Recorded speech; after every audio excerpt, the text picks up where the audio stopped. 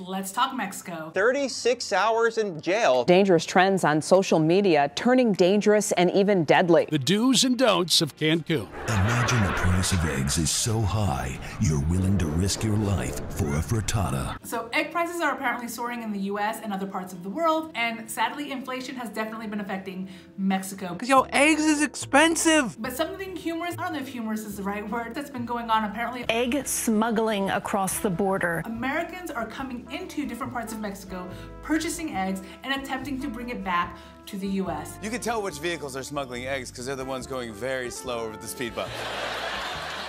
Now, just as a fun FYI, there are many products that is illegal to transport over international lines. Eggs, unfortunately, are one of those items. It's not a new thing. It's always been, you simply cannot bring eggs from Mexico into the US. Any type of fresh fruits, fresh plant material like leaves, any type of seeds, even if the seeds are for eating or for growing, we need to have them declared. Any type of meat or animal product. Alex and I were once detained actually because in Cancun, he bought a sandwich which had bacon in it. But of course, as some kids do, he didn't actually eat the sandwich. And so when we arrived in Atlanta, we had to go to like this special security area. We were given the option to take the bacon out of the sandwich but still take the sandwich, or to just leave the sandwich behind. We chose to leave the sandwich behind, but just as an awareness, there's a lot of food and plant related items that you're not allowed to bring back to the US from Mexico. So if you were thinking about buying less expensive eggs in Mexico and bringing it back to the US, it's illegal. You can't do that. It's been predicted that Mexico is going to be among the top 7 countries with the most obese children. And yay for America, we're predicted to be number 3. Mexican traditional cuisine is not considered unhealthy as a general rule. It's definitely a very meat-centric place, although as time goes on, lots of vegetarian and even vegan options are definitely popping up within the Mexican cuisine itself. But the problem is everybody likes sugar. It's not something I noticed as much when I lived in Merida. And I think part of the big reason between Merida and where I currently live here in Chiapas is Merida is hot. And I don't know about you, but when I get hot, I'm really less interested in eating. I'm much more interested in having a cool drink as opposed to eating like cakes and cookies and all of those types of things. However, here in San Cristobal, much cooler weather. I can walk everywhere, which I do, but suddenly the comfort foods, if you will, call me all the time. And in case you don't know, the Chiapas in particular is the highest consumer of Coca-Cola in the world.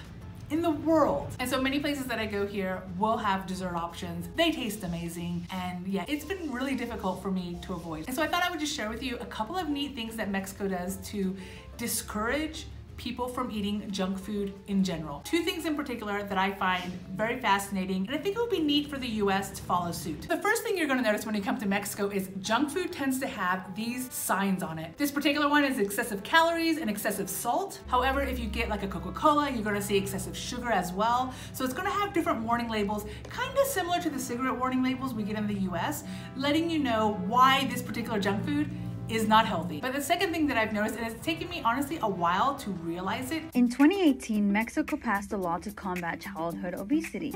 All the cartoon characters we're used to seeing on cereal boxes, bread, snacks, all things delicious, have been completely erased from Mexicans. That means no Toucan Sam, no Chester Cheetah, no Kool-Aid Guy, no Gansito. On a cereal box, on a candy bar, on cookies, on potato chips, you're not gonna see people or cartoons kind of promoting the product. If the product is made here in Mexico, then as they create the packaging, there's just not gonna be a cute little tiger in front of it. If a product is imported, however, from let's say the US, where we love for characters to promote products, then what you'll see here are stickers covering the person. Any face or kind of animation on a product tends to be covered. Now, there are exceptions to this rule, and I'm not 100% on how they get away with it, etc. More frequently than not, you're just not gonna see faces on the products. Here in San Cristobal in particular, the Coca-Cola capital of the world, I see not only Coca-Cola, but just plethora of junk food products, most of which taste good. They're just everywhere. Just everywhere. Definitely important to watch ourselves. It's getting tighter on the midriff. And a wonderful new TikTok trend is happening here in Mexico to see who can pass out last when using Klonopin or clonazepam. These are prescription medications to treat anxiety, panic attacks, seizures. And so the most recent kind of large case happened in Guanajuato where 15 students were reported intoxicated with this drug. Now, luckily, it's really hard to overdose on these medications if you're not mixing it with other things. These are 10 and 11-year-olds, so luckily they were not mixing it with alcohol or anything else. They were just taking it straight. So yes, it could have been much worse, but still concerning that people are taking prescription medication when they're not supposed to, because obviously there could be repercussions if this pattern is continued. I tried to do a Google search. It seems to be a very specific incident in Mexico. I'm not seeing this particular trend happening in the US, but of course in the US, we like to do other challenges, like how long can you hang yourself by the neck before you pass out? It's literally people choking themselves until they black out. So just some concerning trends we're seeing in Mexico. Again, Guanajuato had the worst case, but Leon, Mexico City, Monterrey, many places in Mexico have reported children who are following this trend because, well, they think it's funny. Okay, so a couple of updates. What are you doing, Cancun? Right when I walked out of the airport, taxi drivers were saying 1,000 pesos, which is 50 bucks for a ride, a 24-minute ride. Last week, we covered some of the crazy things that are happening in Cancun, specifically between Uber drivers and taxi drivers. And all of the drama started when a judge in Quintana Roo, which is the state that Cancun is in, decided that it was okay for Ubers to operate anywhere. They don't need to have the same requirements that a taxi driver has, which requires like a public transportation license. But two, taxi drivers are also part of a union. Some people call it a mafia. And so when Uber was allowed to operate, the taxis got mad. And so we saw really rough things. The Russian couple that used an Uber, and the Uber was forced to get off the road because multiple taxi drivers bombarded them. Police came and essentially did nothing. We had blockades happening from where a lot of the hotels are to where the airport is, and we even had taxi drivers pulling customers out of Ubers and beating them up. And so has the situation improved this week? And the answer is no. We're still having taxi drivers acting really badly. And so from a tourist perspective, especially if you're only gonna stay there a few days or a few weeks, Cancun is not worth it. It just isn't. You're gonna be dealing with transportation fairly frequently, and it's just, Cancun is officially not worth it right now. There's so many other places you can go. Playa del Carmen is not too far, also has beautiful beaches, but not the violence that Cancun is known for. Cancun is in the top 10 of most violent cities in all of Mexico, and does pretty well on a worldwide scale as well. Now, yes, generally the violence in Cancun is not geared towards tourists, although, you know, the scams are geared towards tourists, but not necessarily the violence. And so generally speaking, going to Cancun, especially if you can afford to be scammed a couple of times, is not that big of a deal, to be fair. But we've still got taxi drivers acting badly. We have taxi drivers attacking tourists. Now, this one might not be related to the Uber taxi conflict. It would just fall under untrustworthy taxi drivers. Not too long ago, taxi drivers went on strike, which granted, of all the things they can do, probably the least violent activity. So, you know, bravo for the strike. But yeah, I think until the Cancun taxi mafia figure out what they're going to do, they just need to be given some time, a little time out, and tourists just need to go elsewhere. And if you're thinking about moving to Cancun, which is a little different than being a tourist in Cancun, if you have a car, you're in a much better situation. But at the same time, again, we've got taxi drivers who force Uber drivers off the road. We've got taxi drivers blocking entire roads. And so if you're living anywhere near the touristy type locations of Cancun, which is the beach, then even as a driver, I don't know if Cancun is the place that I would recommend right now. Especially because if beach and beach life is what you're looking for, there are other places. Now, maybe none that have the nightlife that Cancun has. I'm certainly not saying you can't move to Cancun.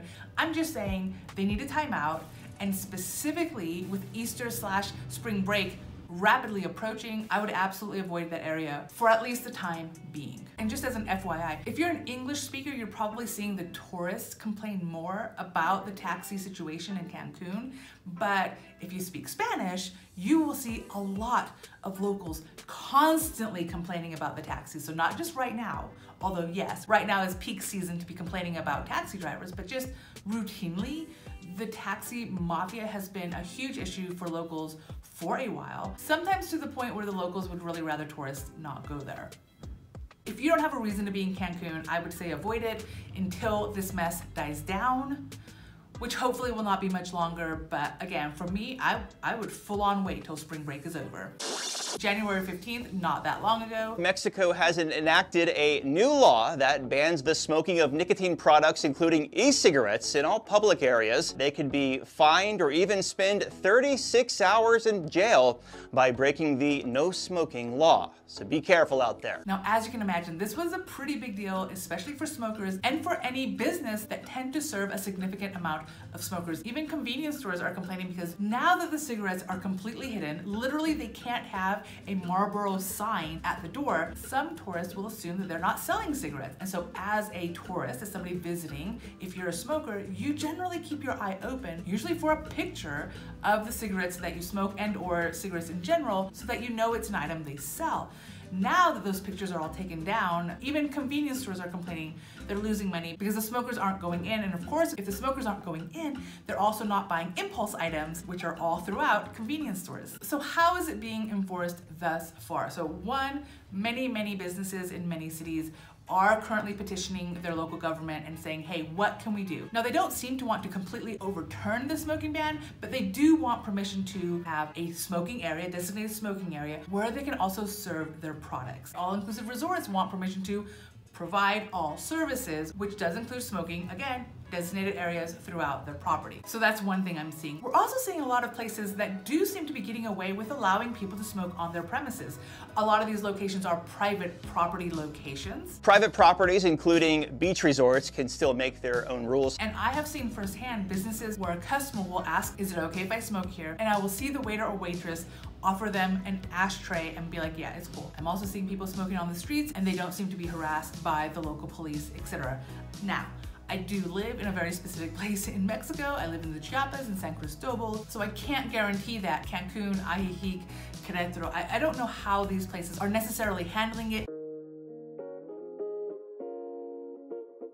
And unless you know somebody personally from that area, you might not get the true story because, I mean, it is kind of awkward to suggest that people are not following a new law. So all I will say is, if you happen to be a smoker, not coming to Mexico is absolutely a viable option, especially if you're just coming for a short period of time. However, if you really want to come to Mexico, one of the things I suggest is you contact your Airbnb, your hotel, and you ask them, hey, what exactly is the smoking situation? Where can I smoke? So that you know what to expect when you arrive. One of the things I'll say about Mexico is, just as a whole, it's not what I would call a black and white country. A lot of their customs and even enforcing of laws, it's very relationship based. And so a lot of the things, even bureaucratic, documentation type things, it's just not black and white here. So again, if you're the type that need to smoke a lot, maybe Mexico is not the place for you to be right now. But I think at the end of the day, quite frankly, while it's not the majority of Mexico, there are smokers in Mexico, and I'm not seeing them overly complain.